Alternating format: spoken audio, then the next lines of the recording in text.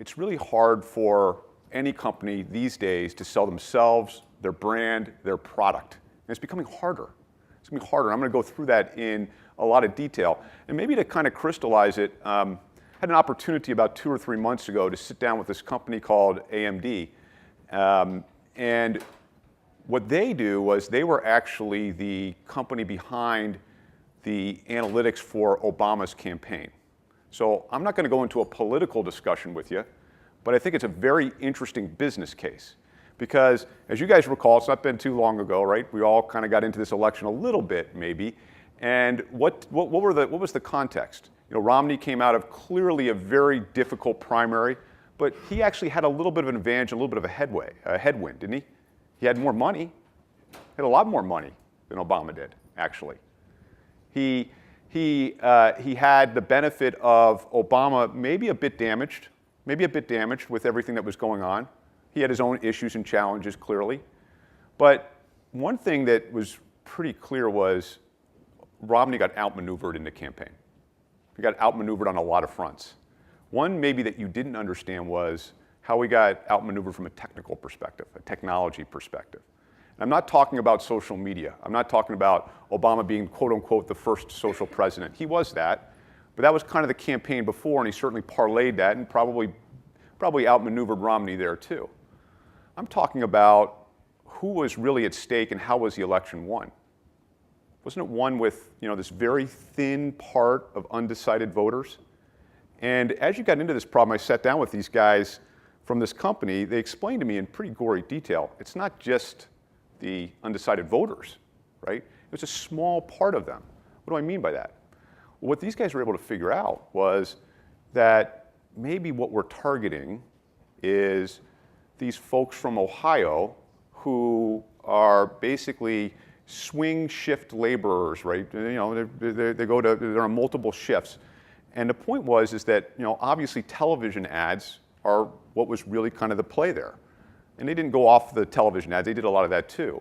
What they figured out was going for a big splash on nightly news, that wasn't the play, right? Going after a frequency play across a broad swath of voters, that wasn't the play. What was the right television time and audience for these folks that had, you know, these swing shifts in terms of their lifestyle, if you will, working at night, working in the morning, what have you, and target the local cable TV spots for those specific voters, if you will. And they were able to figure that out in the states that were most important to the vote, and that is how Obama won the technology war against Romney. Again, it was one factor, but it had a very important play because Romney didn't do that. Romney was outmaneuvered here, and as you recall, kind of coming down to the last couple of weeks, it was pretty much a toss-up, right? You know, there's 2 or 3 states in play, and that was it. So it was pretty interesting. What's the drawback? What's the correlation? They understand who was voting, and they understand what was at stake, and they got very detailed and in-depth in terms of understanding how to target these people, how to sell to them, and what was really important to them, and the message behind it. And they did that through analytics, if you will. I want to use that as maybe a backdrop to some of the things I'm going to talk about today, because I think it's very relevant to what's going on broadly around the area of CRM and customer engagement. What were we trying to do? Well, pretty simply put, we were trying to move away from paper, right? We were trying to manage accounts, we were trying to manage contacts. Maybe that was it early, right? That was it in terms of customer relationship management. Well, it quickly evolved. It got pretty sophisticated. All of a sudden, you move from like an efficiency play to an effectiveness play, right? It's not good enough just to call on more customers. You know, how did the customer calls go? Were the customer calls any better? How about from a customer service perspective? Hey, great that we can take more calls, but do you have higher resolution rates from a customer service perspective? Maybe. Is that important? Yeah, that became pretty important. So we kind of see ourselves moving to effectiveness, if you will.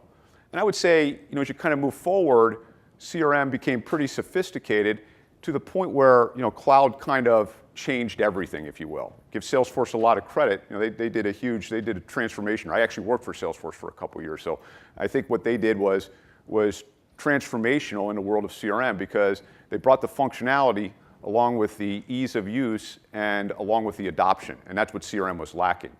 But clearly, it was still more of a buttons play, if you will. The question is that where we're at, and is that really the thing that's most valuable to you and to companies in general? I would say that maybe not. Maybe we're on a new landscape, and maybe the idea is with everything changing in a buying landscape that we're on a totally new dimension as it relates to managing customers and customer relationship and customer engagement, if you will.